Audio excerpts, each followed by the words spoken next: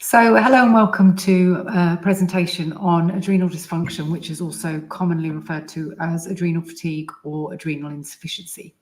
We're going to go through kind of the pathophysiology of what this actually means, what kind of problems it can cause, and also how we can kind of tackle it at the different stages.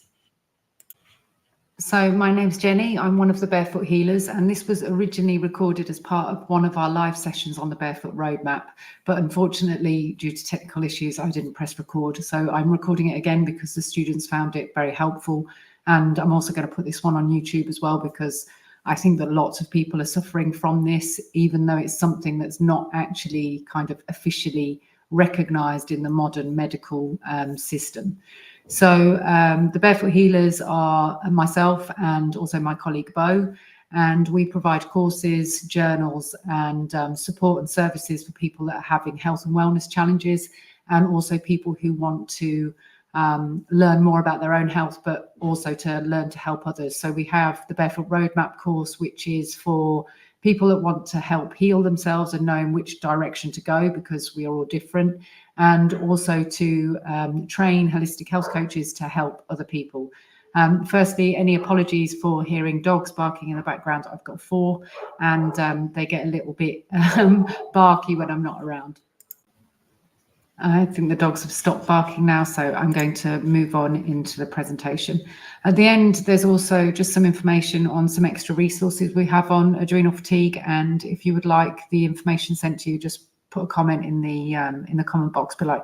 But we hope you find this helpful, and if you require any further information, then just reach out and contact us. So a little bit just about the pathophysiology of what actually adrenal dysfunction or adrenal fatigue actually is. And like I said earlier, it's not something that's specifically recognized by the modern medical service until you get to the point of really bad dysfunction in your cortisol. And that's when you have Addison's disease, when it's not enough cortisol, so the body's not producing hardly any cortisol or none.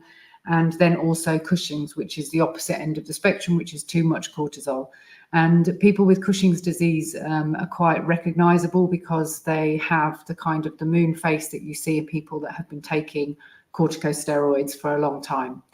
But we're not talking about that now. We're talking about the dysfunction that occurs particularly related to stress. So adrenal dysfunction occurs when the adrenal glands, which are 2 little glands that sit at the top of each kidney, cannot produce sufficient hormones, or too much. They're producing too much hormones, particularly cortisol, to manage stress effectively. And it's not just about the production of not enough or too much. It's also to do with the breakdown of the metabolites and then excreting them, because you can get like a cumulative effect if your body is not excreting the byproducts of the stress response. Then you can also get some disorder and dysfunction. One of the first things to go when you've got adrenal dysfunction or fatigue or insufficiency is that when your body is in lots of stress or repeated stress, and that can be perceived stress, it doesn't have to be actual stress that's physically happening, then the priority is always to go for the survival mechanism, which is all heavily based in the fight, flight, freeze, fawn system. In our way we physiologically and psychologically process different stress or trauma, is that the body prefers survival over producing the sex hormones. So the precursors for cortisol and the hormones and the neurotransmitters that are released during stress often have the same precursors for the sex hormones as well, like estrogen, progesterone, and testosterone. So you will also see kind of imbalance in people's sex hormones, which have a huge impact on the way in which we are able to live our lives in a kind of a positive and calm way. So the axis that this is all controlled by is something called the hypothalamus pituitary adrenal axis, which is also known as the HPA axis. So the hypothalamus, which is located in the brain, and the pituitary gland regulate cortisol production via the adrenal glands. When the body encounters stress, the hypothalamus signals to the pituitary gland to release something called ACTH, which is also called adrenocorticotropic hormone, promoting the adrenal glands to produce cortisol, which also stimulates the release of adrenaline and noradrenaline. So these are the kind of the cortico hormones that are involved in your process of how you deal with stress. So this hormone helps the body cope with stress by regulating metabolism, reducing inflammation, maintaining blood pressure, and chronic stress continuously triggers this response, leading to a prolonged and excessive demand of cortisol. Over time, this constant stimulation can disrupt the hypothalamic pituitary adrenal axis, the HPA axis, leading to dysregulation rather than the glands being simply kind of overworked. So initially, cortisol levels might be elevated, but as the dysfunction progresses, the gland's ability to produce cortisol diminishes. This results in lower cortisol levels, which can impair various functions, including immune response, digestion, and cardiovascular health. Understanding the pathophysiology is crucial for addressing the root cause of adrenal dysfunction and implementing effective strategies for recovery. So just to kind of go back to what happens in stress. So we have a built-in system that's called the fight, flight, and sometimes referred to as the fight, flight, fawn, or freeze system, which is the way in which our body is able to gear ourselves up to deal with a stressor.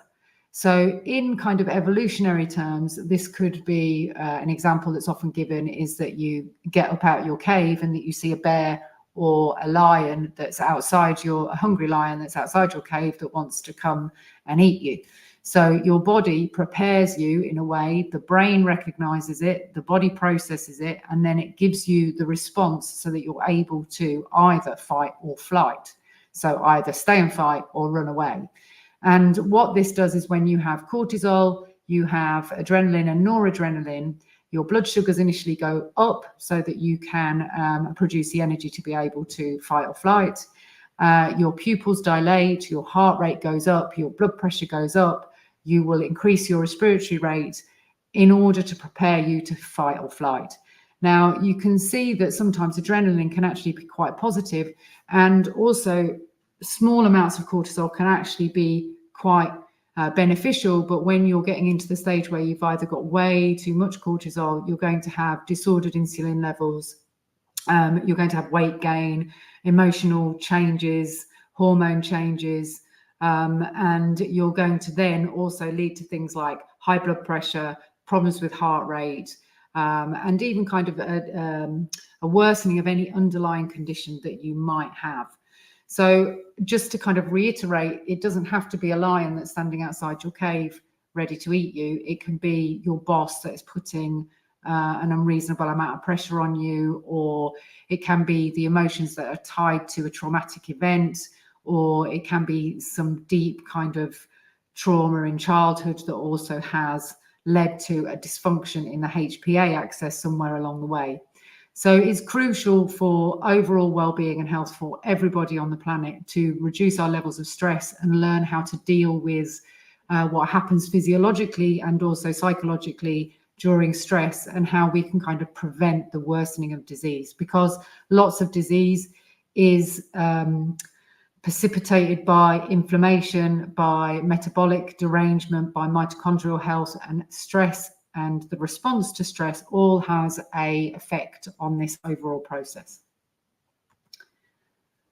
So there's 3 stages of kind of adrenal fatigue or adrenal dysfunction that are recognized very much in kind of alternative medicine and functional medicine, but still not really recognized in terms of modern medicine. So the alarm phase is also called the wired phase, and this is your initial response to a stress that's happening or that's continued to happening. So say, for example, you've got a emotionally or physically abusive partner, and your initial response to the first event then keeps playing out throughout if incidents keep happening. So you're constantly in high levels of stress. And when you have this kind of wired alarm phase, you're probably going to be suffering with anxiety, with a lot of energy, like almost too much energy you don't know what to do with, and difficulty in falling asleep and also staying asleep. So within this kind of wired phase, your cortisol levels, along with adrenaline and noradrenaline, which is part of your sympathetic nervous system, which I always say isn't that sympathetic really. It is in the short term, but in longer term not. They're typically elevated kind of throughout the day.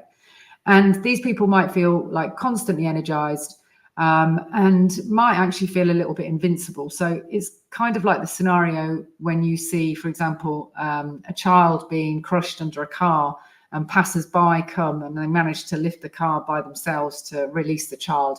That's adrenaline kicking in and making you feel kind of superhuman. So people during this alarm phase can almost feel superhuman, and they continue to kind of push themselves, and they might actually be quite productive during this stage if they don't have kind of a history with other traumas or CPTSD or PTSD. Then this stage can actually sometimes feel like quite a motivational stage. But the body continues to be in overdrive. It's going to produce way too much cortisol to keep up with kind of any perceived threat or threat that kind of is in their vicinity. And to recognize that this doesn't have to be like even a physical material presence. This can trigger through like psychological and emotional threats as well, and also kind of threats to our soul and our purity in a sense. So then the second stage goes into the resistant stage, which is also called the wired and tired stage. So prolonged stress can lead to adaptive changes in the cortisol production. And at this stage, people might experience tiredness at different parts of the day. They might have a reliance on caffeine, and there might be some kind of slight immune suppression. So at this point, you might start experiencing infections like urine infections, lots of colds, chest infections, and just generally feeling a bit kind of burnt out. So cortisol levels start to fluctuate. So people in this stage might feel energetic and alert at different times. So usually it's kind of like the cortisol pattern might be low in the morning when it's supposed to be rising to help you wake up and get ready for the day. And then it's high and at night when you're trying to go to sleep. So you might feel exhausted and feel like you can stay in bed all morning. And then by the time evening comes and night draws in, they start to feel very kind of energized and then find it difficult to be able to sleep. So there might be kind of feeling of overwhelm at these times. And so if you have people that are kind of breaking down in tears quite easily, or they're feeling super sensitive to things, this kind of swing in our cortisol level and it being disordered can really impact the way we feel and the way we are able to manage things. So this pattern reflects a breakdown in the natural cortisol rhythm, where cortisols are not adequately high in the morning and tend to be higher than normal in the evening, which disrupts your kind of sleep and normal energy levels. And this can feel quite confusing at this time, because you might just feel like a little bit off balance, but you don't really know what's kind of going on. And dealing with the alarm phase is super important to kind of not get on to more dysfunction that's actually a lot harder to reverse. So once we get into the wired and tired stage, and then the tired all the time stage, then, you know, it's difficult to reverse, and you start to see things like chronic infections. You start to see things like autoimmune diseases starting to kind of creep in. The symptoms of autoimmune diseases like joint pain, fatigue at different times of the day. So recognizing these is super important when we're looking at ways in which we can help people get through these phases. So the next phase is the exhaustion phase, which is you're tired all the time and your adrenal glands have started to become depleted. And what that means is kind of you haven't got the precursors or the vitamins and minerals and the things that you need to be able to create the cortisol that you still need, because you're still in the stressed phase and you haven't managed to kind of get through that. And at this point, people suffer often with severe fatigue, where they're just exhausted all the time, and they might suffer with things like depression and chronic illnesses, and they might also have low blood pressure at this stage as well, because the whole nervous system is dysregulated, and we know that everything is connected.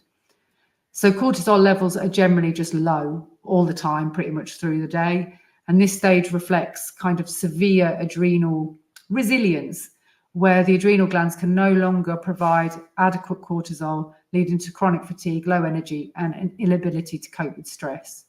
This constant low cortisol impairs the body's ability to maintain blood pressure, blood sugar, and immune function, which results in a whole host of kind of additional health problems. This slide here is just to show you the normal cortisol pattern in a normal, regulated, healthy individual, and how it follows kind of a diurnal pattern, which means that it does usually fluctuate during the day, which is normal. So between 6 and 8 a.m. in the morning, our cortisol levels are at our highest, and we have a surge which helps you wake up, feel alert, and have energy for the day.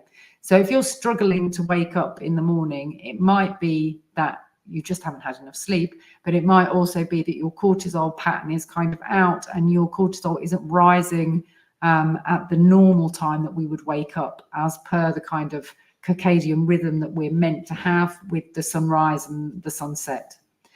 So about midday, levels decrease, but they're kind of still high enough for us to maintain energy and focus.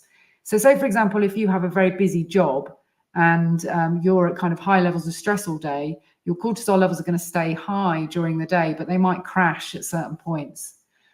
So in the afternoon, our cortisol levels continue to decline and prepare the body for kind of rest. And then between 6 and 8 p.m., our levels are quite low, which should help us kind of start relaxation and prepare for sleep. And then at night time, the cortisol levels are at their lowest, and that allows us to have that deep restorative sleep. So if you're having to nap during the day, if you find it difficult to fall asleep at night, or you're falling asleep and then you're waking up quite soon after you've fallen asleep and you can't get back to sleep, then it may be that you have a disordered cortisol pattern. So what happens when we have this kind of adrenal insufficiency or a decrease in our adrenal resilience to cope with stress? So the adrenal dysfunction, we know, weakens the immune system, and it reduces cortisol's anti-inflammatory effects and actually makes it inflammatory, and making individuals more susceptible to infections and illnesses. And I'm sure most people listening have had either themselves or they've had family that have had long periods of stress, and then they just seem to get sick quite a lot. And it's very difficult to get past that until you've processed the stress, removed yourself from it if possible, and you've kind of supported your system and your body systems in the best way possible to be able to cope with these periods of stress. Adrenal dysfunction can also disrupt digestion. So like I said earlier, when your body is in that fight flight, it's going for survival. So it will decrease the blood supply to your stomach, which is what you need to be able to break down the food, produce the acids and the enzymes that you need to process the food so it passes into the lower digestion, the small intestine and the large intestine in a pre-digested state. You also get, when people are suffering with a lot of stress, they might complain of things like gastric reflux, and that's because the stress in itself reduces the contractibility of the sphincter that sits at the top of your stomach, so it prevents the acid flow from coming back up. So people might start complaining of things like reflux. Also, it can reduce hydrochloric acid levels, which means it's harder to digest food, which means it's harder to extract the nutrients from the food. And then it can also have an impact on the gastrointestinal flora. So you might get things like small intestine bacterial overgrowth. Sometimes you might find things like parasites, which is an internal stressor as well that can cause this dysfunction in the way that the adrenals function. So there might be increased intestinal permeability, so like leaky gut. The lining of the intestines is very, very thin. It's only one cell thick. And we have something called tight junctions in our gut, which allows for things to pass into our bloodstream that should be passing into our bloodstream. But when they become leaky, they open more, a bit like when you have a hole in a sieve. And then bigger proteins and things that shouldn't be passing into our bloodstream do pass into our bloodstream, and then our immune system and our lymphatic system has to deal with that.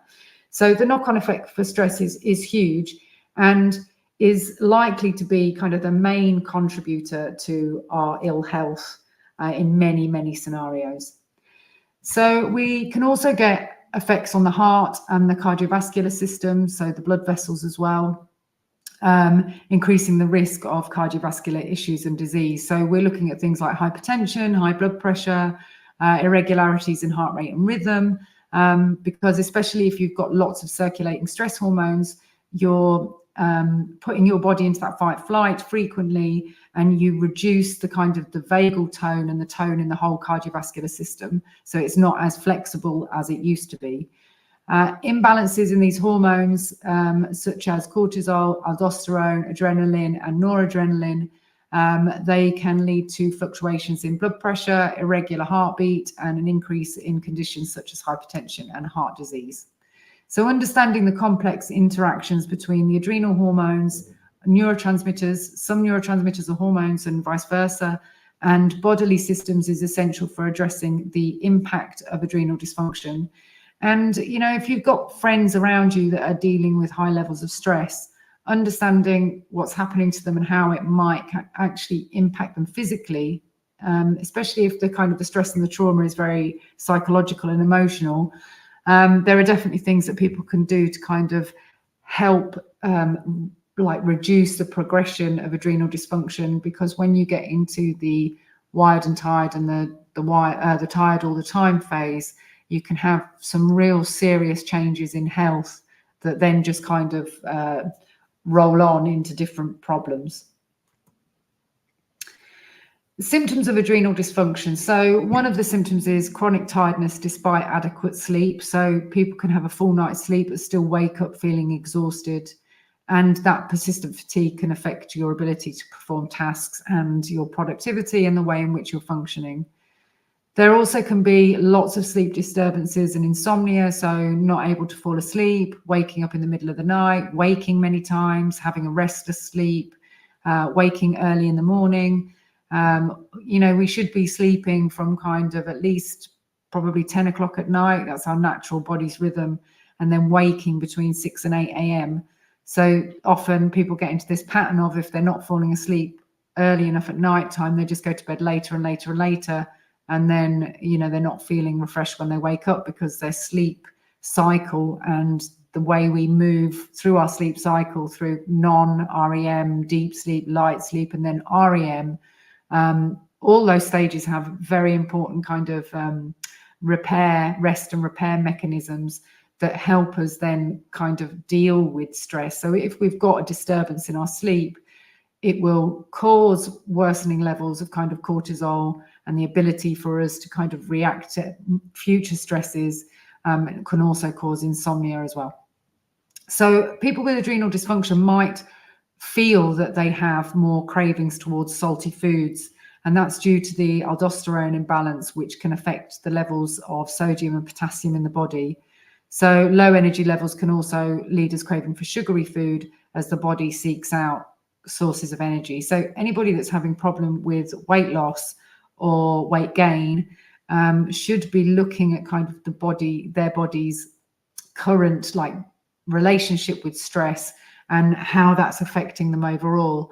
So things like electrolytes, or adding a little bit of sodium, or a salt like a Celtic salt or a Himalayan salt, clean ones that have been tested for heavy metals, can help kind of bring the sodium levels up.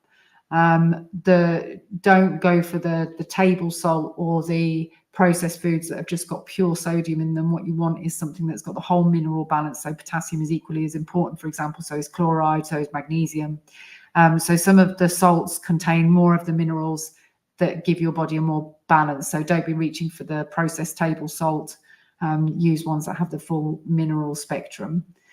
You can also use electrolytes. So if you have got someone that's suffering a lot of stress and they're craving salty foods, using electrolytes, which you can kind of get from most chemists, that have the main kind of minerals that you need. So sodium, potassium, magnesium, chloride, then you'll be replacing those lost when your body is responding to prolonged periods of stress. The sugary food thing and reaching for lots of carbs also helps short term, but it doesn't really help long term. So everybody must have seen when someone's had a bit of a shock, if you give them a sugary drink or a sugary tea, that can really help with just calming their system down. But people that have got like prolonged or excessive stress, they might find that they're really craving sugary foods. And in this stage, it should be a sign to increase your fat and protein intake and use kind of slow release carbohydrates, because you do need sugar at this point. If you're trying to starve yourself at this point, and you're not feeding yourself carbohydrates, then you're going to find it even more difficult to recover from this. But things like sweet potatoes, some of the other vegetable sources of carbohydrates combined with protein and fat are essential if you're going through periods of stress or recovery.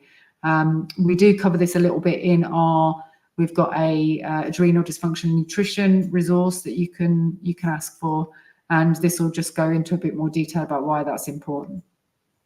Increased susceptibility to infections, which we've already talked about. And then this is quite a big one, things like mood swings, anxiety and irritability.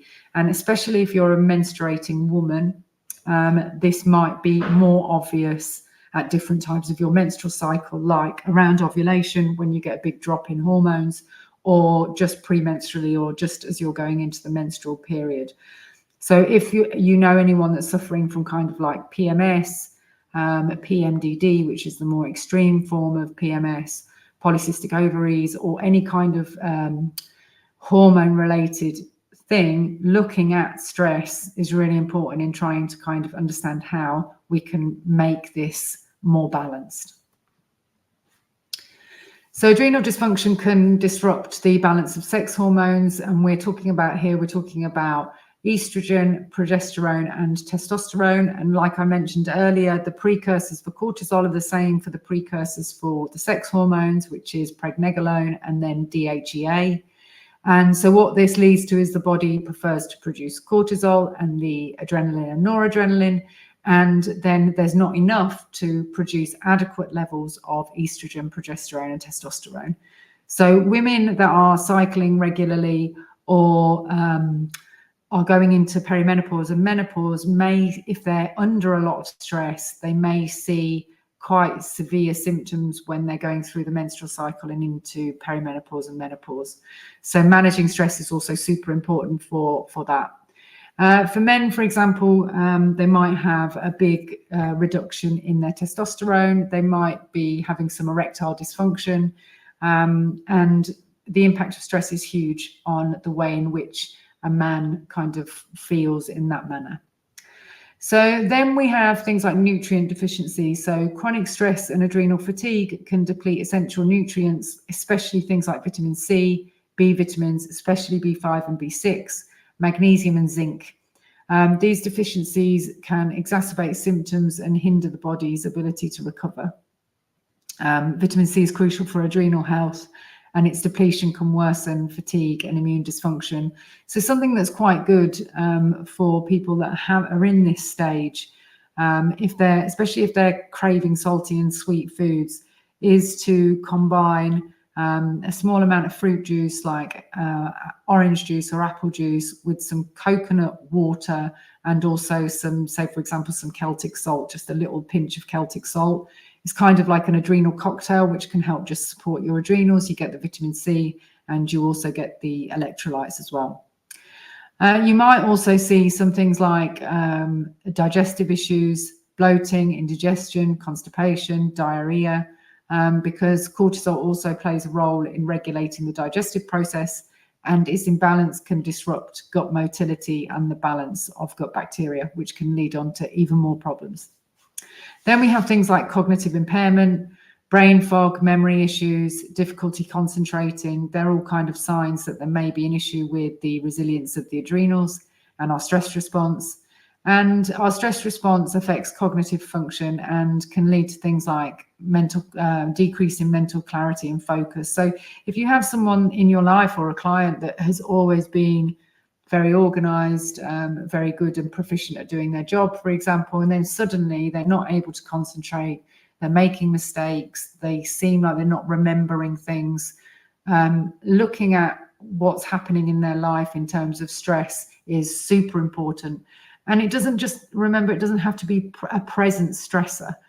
this could have happened, the stressor or the trauma could have happened a long, long time ago. But the body recognizes any stress as stress. The physiological response is the same. So the impact on our kind of whole well-being is also the same. You also might get people that complain of physical aches and pains, which is exacerbated by this constant demand for cortisol, adrenaline, and noradrenaline. When you get to super high levels of cortisol or super low levels of cortisol, you have a much more inflammation, which can cause a lot more discomfort and pain. And then usually people kind of lean in towards the anti-inflammatories and the things that help with their pain, but they're not dealing with the underlying root cause. Weight fluctuations are quite common. So unexplained weight gain, I've seen people gain lots of weight in a very short period of time when they're going through these stages. And especially around the middle, kind of this abdomen, visceral kind of level here, because the body is trying to make sure that it has access to glucose and also prepare themselves for being in this constant fight flight. Plus you get this constant fluctuation in blood sugar, which leads to more storage and then more weight gain. And you also might see puffiness in the face. Like I said about the moon face, when somebody's been on steroids, you might see that in somebody that has high levels of cortisol. Adrenal fatigue can also cause things called orthostatic hypotension. You may hear that also called as POTS, which is hypotension with a very high heart rate just on standing up, linked with other symptoms as well. You might get lightheadedness and dizziness. And usually this is to do with your blood pressure, but also to do with fluid and electrolyte balance. And then you will see kind of a reduced stress tolerance. So you'll find people find it very difficult to deal with even the kind of the more minimal types of stress. So I don't know, someone cuts up in front of you in the car, or someone's rude to you at the supermarket, and that immediately sends you into this kind of stress response. So individuals with adrenal dysfunction can often feel like totally overwhelmed by stress and have a reduced ability to cope with everyday changes. And this can lead to kind of avoidance behavior and a decreased quality of life, because people just don't want to interact because it causes them too much stress. And these people that have these symptoms are kind of our most delicate in our society, and they really need to be taught in ways to manage their stress response and then dysregulated nervous system in a positive way. And it is possible to heal from this, even if you are still currently in that stress. So here is just some diagnostic tests that can be useful in trying to understand if you do have some adrenal dysfunction, and also kind of what stage you're at and the impact it's having on other systems within your body. So adrenal dysfunction, diagnosing adrenal dysfunction involves a combination of blood, urine, and salivary tests to assess hormone levels and overall adrenal function. So the blood tests are things like cortisol levels. So it measures the level of cortisol in the blood to evaluate adrenal function. But this really should be done at various times of the day to assess the diurnal variation, because we know that it varies from every 24 hours, it varies. So it is very dependent on when you're checking the person's blood levels, and also you should test them at different times during the day. And that's not always very easy when you're kind of in the community setting. But there are available tests that you can order through kind of functional medicine, such as things called the Dutch test, and that measures saliva and urine cortisol levels, which throughout the whole 24 hours. So that gives you a really good idea of what is happening with a person's cortisol levels. You can also test the levels of ACTH, so adrenocorticotropic hormone, and that helps to determine if the pituitary gland is actually sending the signals to the adrenal glands to do what it needs to do. Then you can also look at DHEA, which is the precursor to cortisol, but also to our sex hormones as well.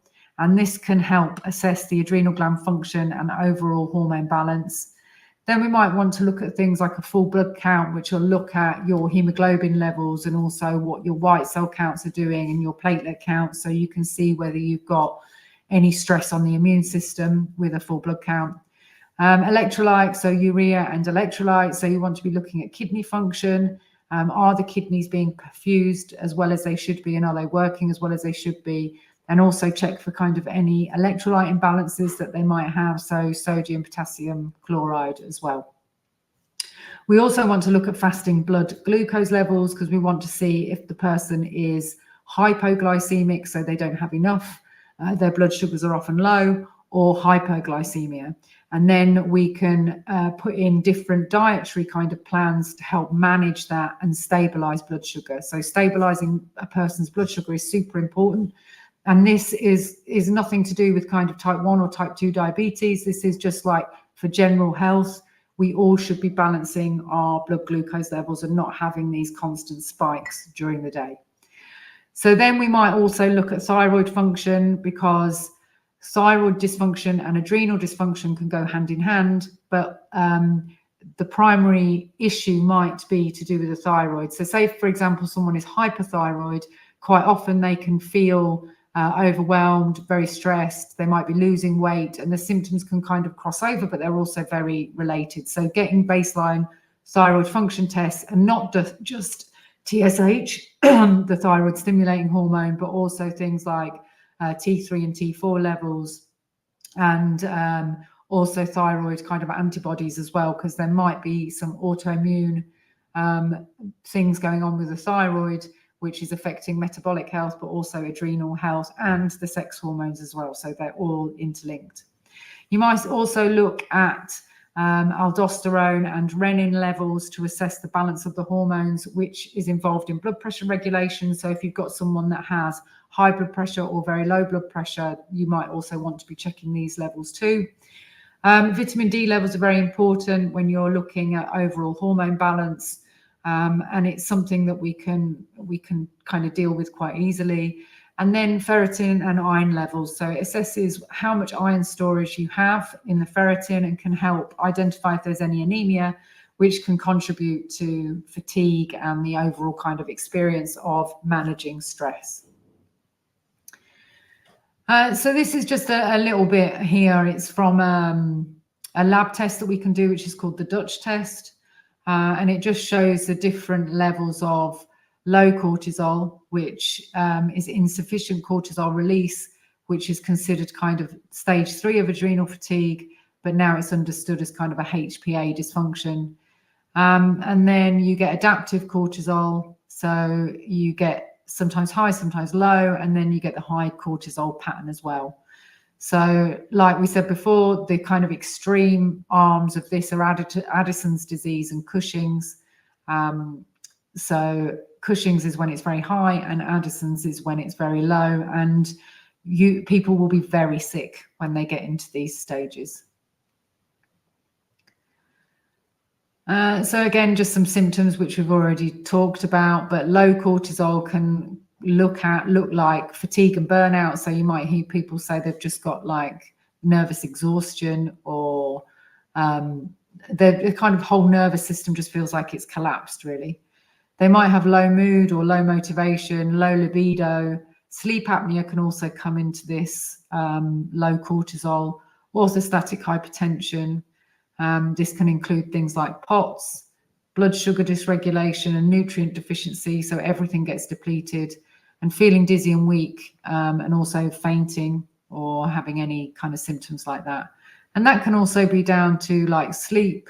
It can be down to blood sugar. It can be down to dehydration or nutrient deficiency. But, you know, feeling dizzy and weak is a sign that something is not quite right. Then high cortisol can often present as anxiety, depression, panic attacks, insomnia, weight gain, belly fat, that weight gain around the middle, inflammation or pain, insulin and blood sugar dysregulation, high blood pressure, and also hair loss. But hair loss can also be related to things like thyroid issues, iron deficiency, endocrine disruptors, and then high androgens, for example. Then we can also look at things like a 24-hour free cortisol test, which is when you collect all of the urine that you pass in 24 hours, and then they look at the overall kind of adrenal output. Like I mentioned before, I use something called a Dutch test with some of my clients, and I've also done this on myself as well when I was having an issue with dealing with stress.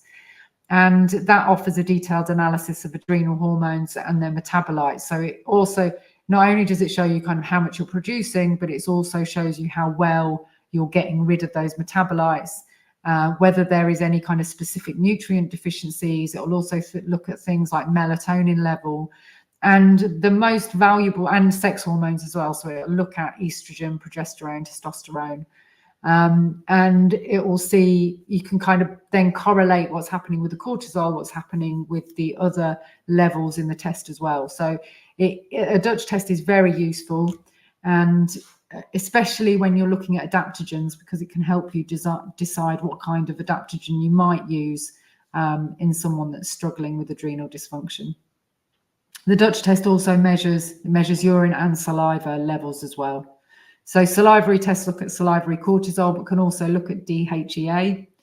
And then you might use something called an ACTH stimulation test. So this is like you look at the response to ACTH, which can help with looking at Addison's disease, for example, or secondary adrenal dysfunction or insufficiency. And then insulin tolerance test.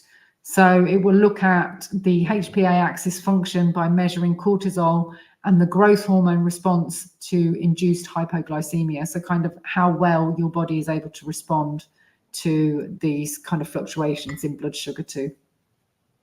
So that's a very quick overview and pathophysiology. And there's quite a few terms that I've used along the way, but kind of the take home from this is it doesn't matter what the stress is.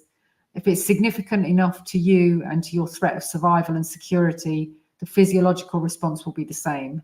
So like, you know, there are certain stresses, particularly that have happened in childhood, if those weren't processed, that can kind of knock on to our future ability to deal with stress and how we function kind of day to day, and how we're able to manage these fluctuations in our lives that happen inevitably in some circumstances. So, you know, most of us will experience loss and grief and pain, anger, and all the things, and a stress. So I don't think I know anybody that hasn't been through some significant kind of stress or trauma in their life.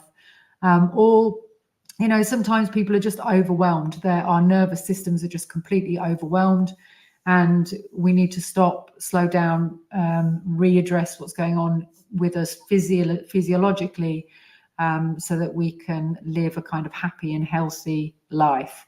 And when you're looking at chronic illnesses, psychological problems, psychiatric disorders, things like that, looking at stress, past stresses, how the body deals with stress, how the body responds and then like processes that stress and that emotion is massively important to our overall health and well-being. So now I'm just going to go through just some kind of guidance in the way that we might tackle somebody who is having this process at the moment. So we use the Barefoot approach, which as we go through, you'll see what the Barefoot approach is. It's an acronym for what we believe is the pillars of health. And this is how we look at things with our clients. So body consciousness involves becoming attuned to your body signals. So this is all about understanding signs, symptoms, triggers, and identifying the early stages of adrenal dysfunction so that you can access interventions in a timely fashion and kind of reduce the impact it will have over your overall health and well-being. So something like a body scan or using a body scan meditation. So really tapping into where you're feeling this stress in your body can help identifying stress-related issues and areas that need attention. So if you lie down in a comfortable position, close your eyes and kind of mentally scan each area in kind of sections as if you were your own CT scanner, and notice any tension, pain or discomfort you have without any judgment. Then it can help you identify any kind of stress-related physical presentations, and then you can choose a path to kind of help you deal with that. So I know that when I'm very stressed, I feel a lot of tension in the back of my neck and in my shoulders, and that's usually a kind of like I'm carrying everything, I'm overwhelmed, I feel like I'm the one that's holding everything up, and I really feel that in my shoulders. And that's when I turn to my osteopath, or I turn to a very good masseuse to help me move that kind of energy and emotion through my body, so it's not just kind of stuck and focused in one area. Other things I like to do with clients and advise with anybody really is to do some symptom journaling.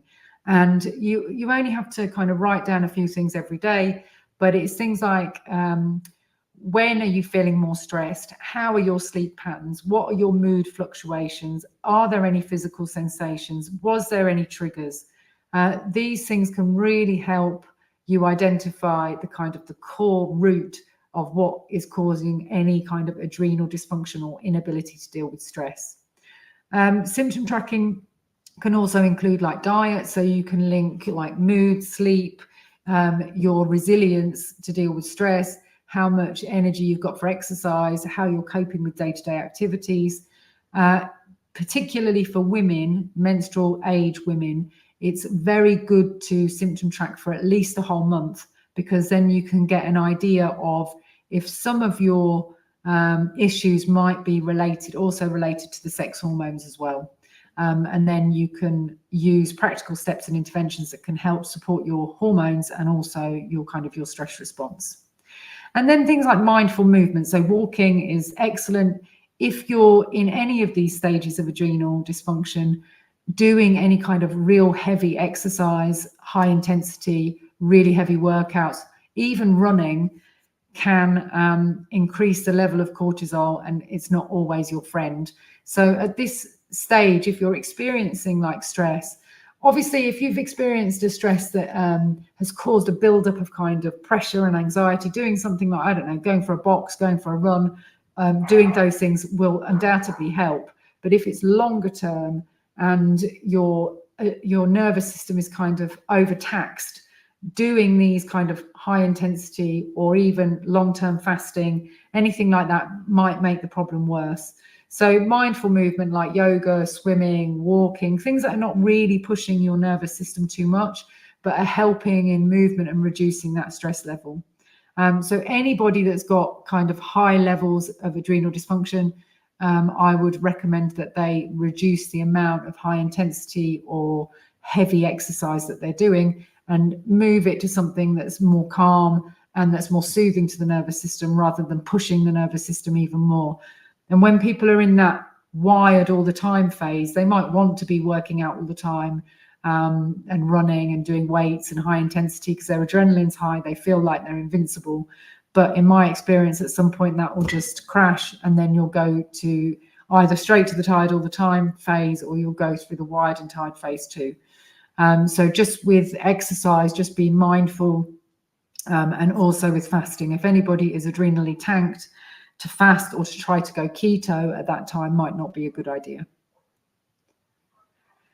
Then we go to A. So the barefoot approach is body consciousness, alternative healing remedies. So things like alternative healing remedies that you could look at are things like adaptogenic herbs. So an adaptogenic herb is something that helps your body adapt to the current process of stress or that you're going through. So for example, ashwagandha is a very known adaptogen that helps reduce cortisol levels, can improve sleep quality, and it can be useful in the early stages of adrenal fatigue, the high levels of cortisol, adrenaline, and noradrenaline.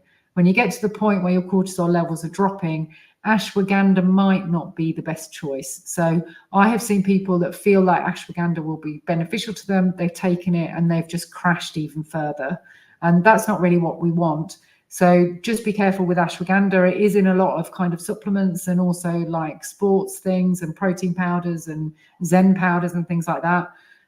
Just make sure that you kind of understand which stage of adrenal dysfunction you might be.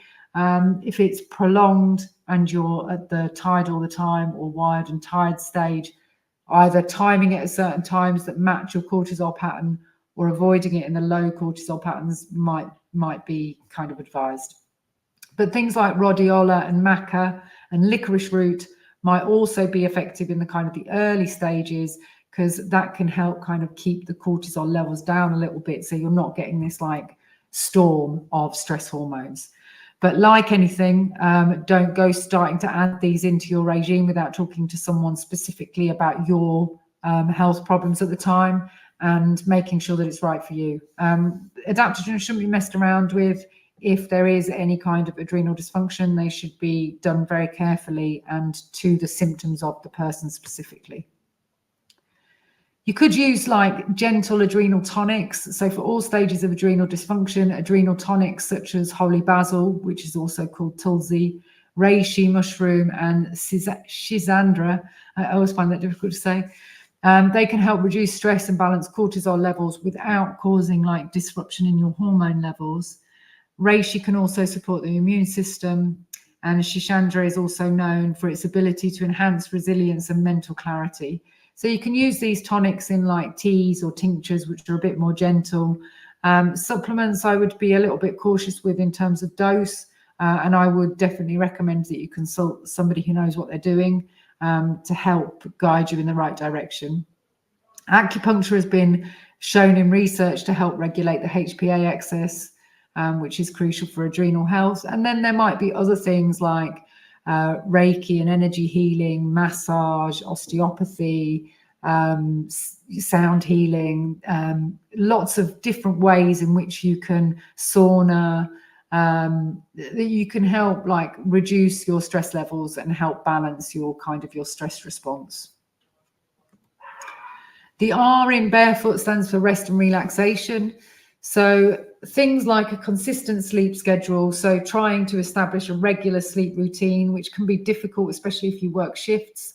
If you work shifts, you need to pay extra attention to the way in which your cortisol rhythm is and supporting that when you're doing shifts that are contrary to our kind of normal pattern. And aim for about 7 to 9 hours sleep a night. Usually, if you're going with your natural cortisol pattern, by the time 10 o'clock, 10:30 rolls round, you should be kind of settling down for sleep and then waking up at least within an hour of the sunrise. And getting that early morning sunrise is super important as well. Like that early morning daylight into your eyes helps regulate the cortisol pattern and our kind of circadian rhythm throughout the day. So also to do with melatonin. So super important if you or someone else is really struggling with stress. It might be difficult because if you're falling asleep late at night and then getting up in the morning to kind of see sunrise or the early morning light can be a little bit difficult.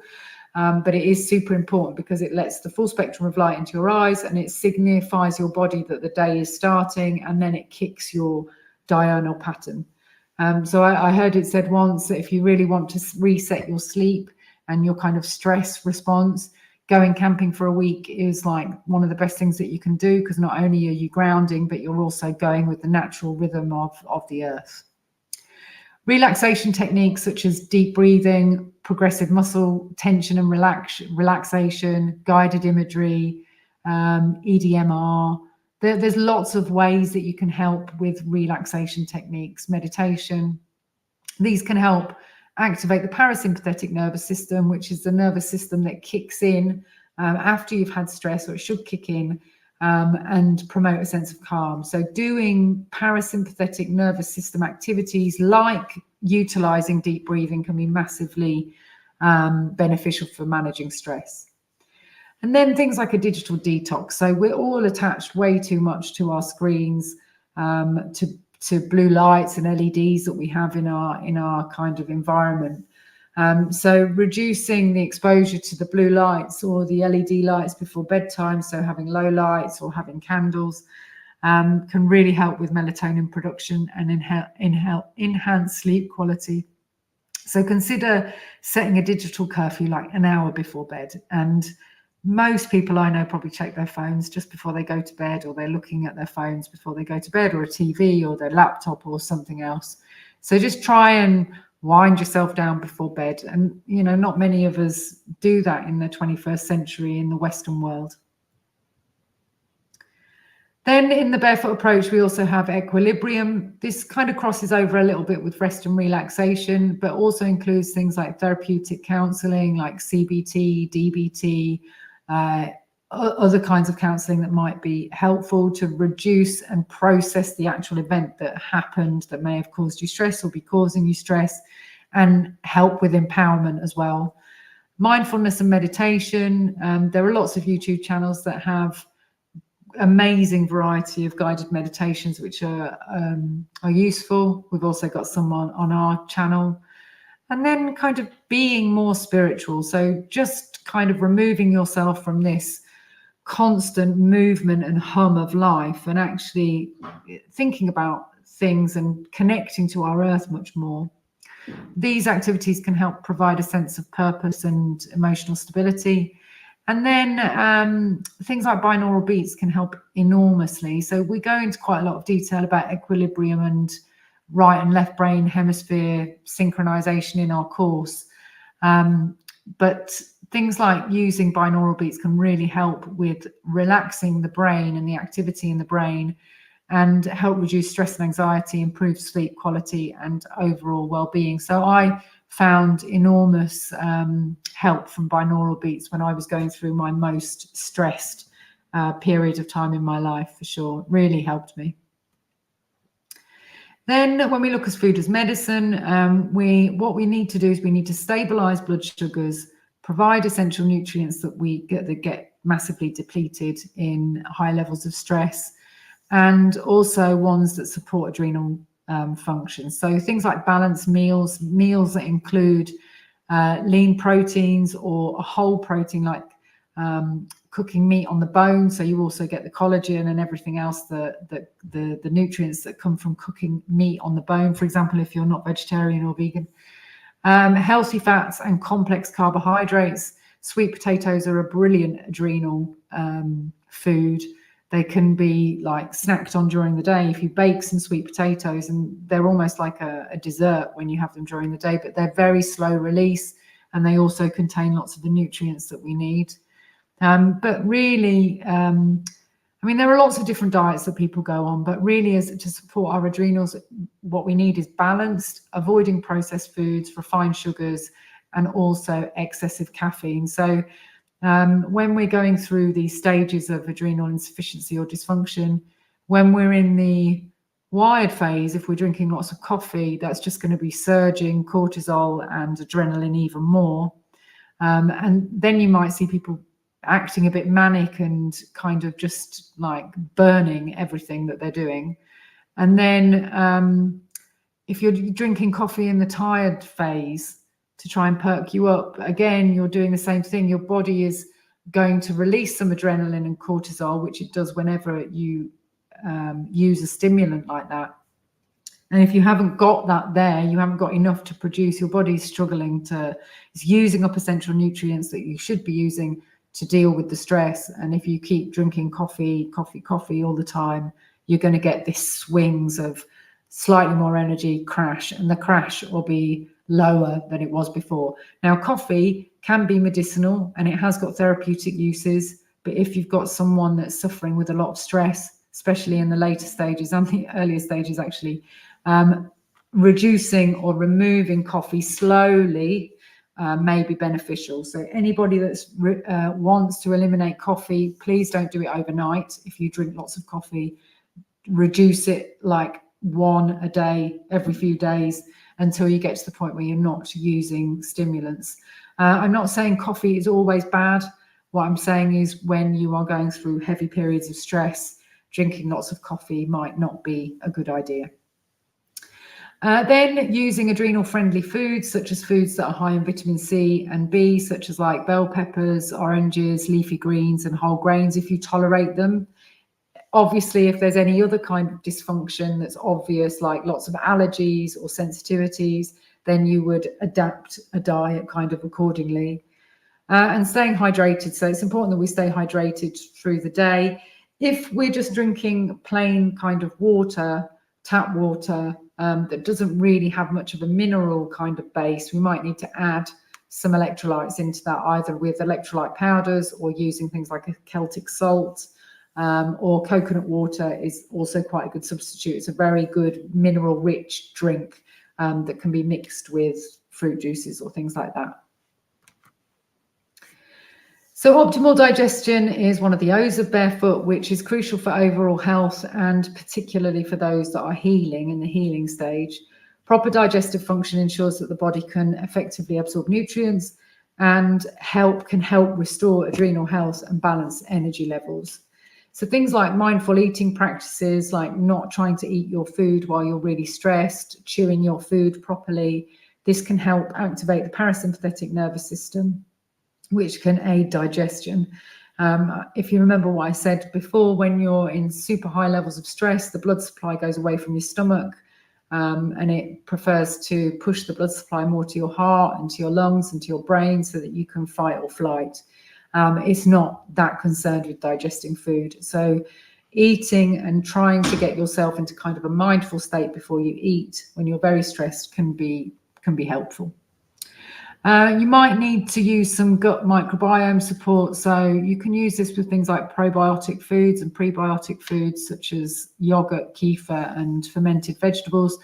If you have problems with histamine levels, then like lots of allergies and things like that, then these fermented foods actually cannot be that beneficial, but it depends on your state.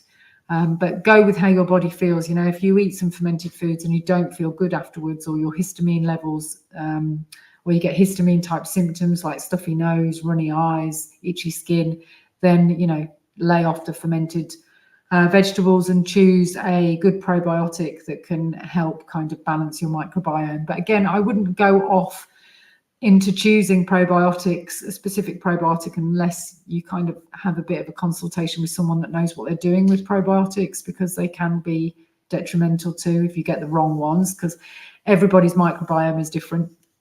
And some probiotics are research evidenced in certain types of conditions. I mean, generally, most people do quite well with a balance of lactobacillus and also bifidobacteria. But if you take probiotics and you get worsening symptoms, then it might be that probiotic is not the right one for you. Then we can use things like digestive enzymes and also herbal remedies like digestive bitters such as ginger to stimulate the digestive juices and help improve overall gut motility.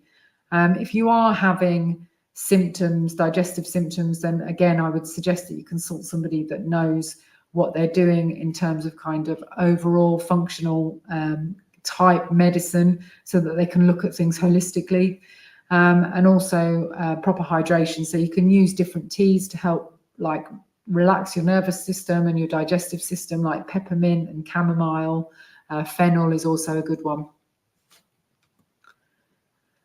And then one with nature. So the other O is one with nature. So spending time in nature can significantly reduce stress. This has been proven many times, and I don't know anybody that goes out into nature and does it properly doesn't actually think it makes them feel better, because it definitely does.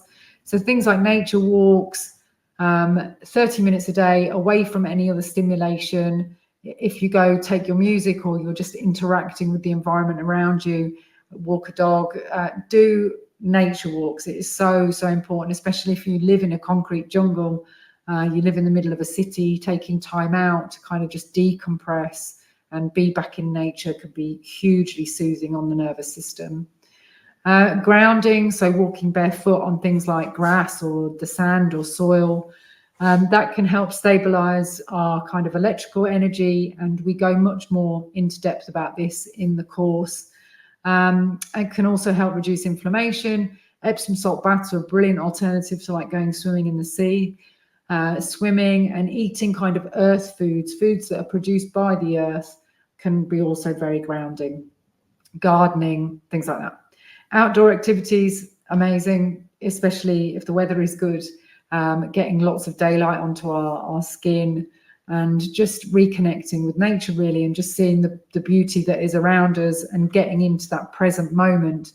Because often when we have stress, we're either depressed about what's happened in the past, or we're ruminating on what's happened on the past, or we're anxious about the future, something that hasn't even happened yet.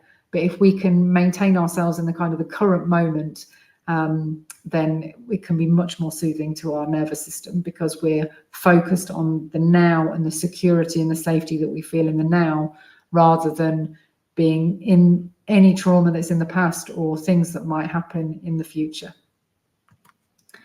Then the final thing that we would look at, and this is basic barefoot approach, but if there are things that show up in a client's kind of assessment or in their progression of what's happening in their healing process, then there's also other things that we can adapt, we can add, we can remove, we can do things to help support kind of any scenario.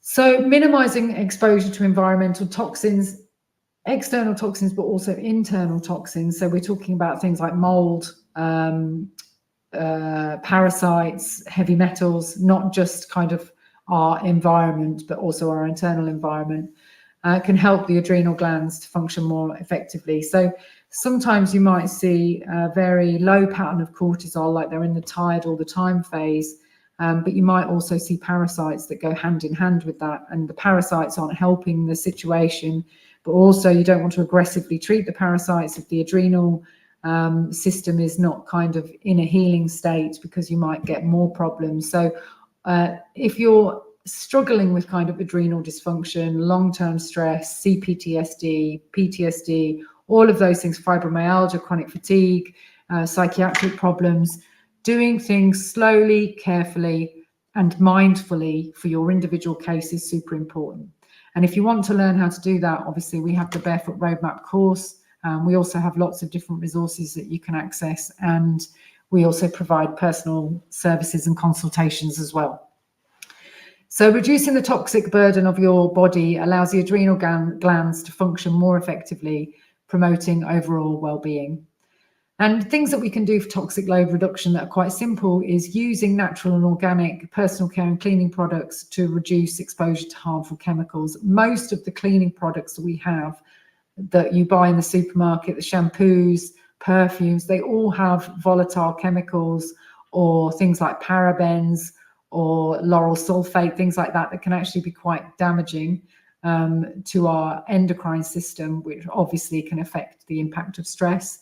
So choosing eco-friendly, not all eco-friendly are actually clean products, but starting to reduce your toxic load by looking at the products that you use in your household and replacing them with less toxic ones can be very helpful. So for example, just for cleaning, something like hot soapy water, vinegar, lemon juice and bicarbonate of soda can actually, cover most things, or a little bit of bleach maybe in small doses.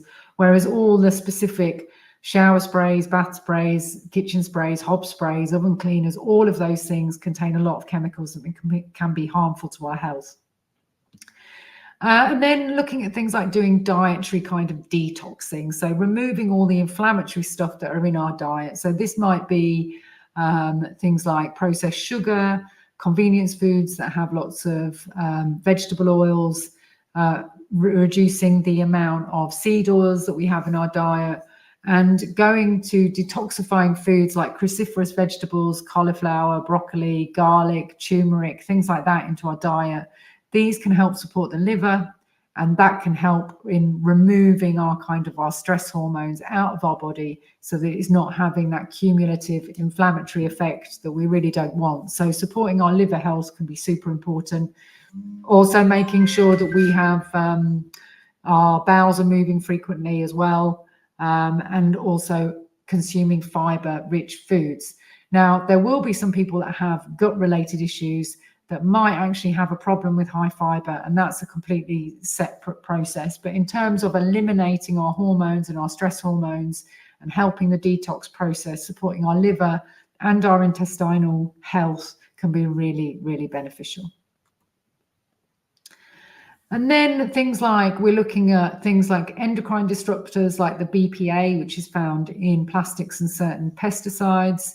Things like that have the Teflon coating on them, they're not very good. So using kind of natural products for our cookware, for our glassware, things like that. And making sure that our air quality is good, and avoid using those horrible synthetic air fresheners and candles. Aromatherapy oils can do the job of a lot of those things. And also just to check for mold. So mold exposure is a lot more serious than most people think it is. And being exposed to mold, especially if you've got high levels of stress, can be devastating for somebody's health. So just, be mindful of whether your house is an environment that might be more predisposed to mold, or if you've got any issues with infiltrating water that might be causing mold, is to make them a priority to get solved. And anyone that's got mold sensitivity, don't be cleaning mold without a mask, and get someone who's not so sensitive to do it for you, because it can really have an impact on your adrenal health. So in my experience, mold toxicity and toxins, along with adrenal dysfunction, can cause huge problems for somebody's health. So this was supposed to be quite a short lecture, but it's been quite long. It is going to go out on YouTube, and I'd appreciate if you're interested in these topics, if you like, share and subscribe. And also you can find out more information on our website or on our social media channels. And if you want to access these free guides, the adaptogen herbs for adrenal fatigue and also the adrenal fatigue revived diet, then please drop us a line and we'll get that over to you. And then if you need more support and insight, you can find our services on theBarefootHealers.com, or you can also find us on social media under the same name. We're on most of social media. We're not massively active. We're starting to get more active as we go along.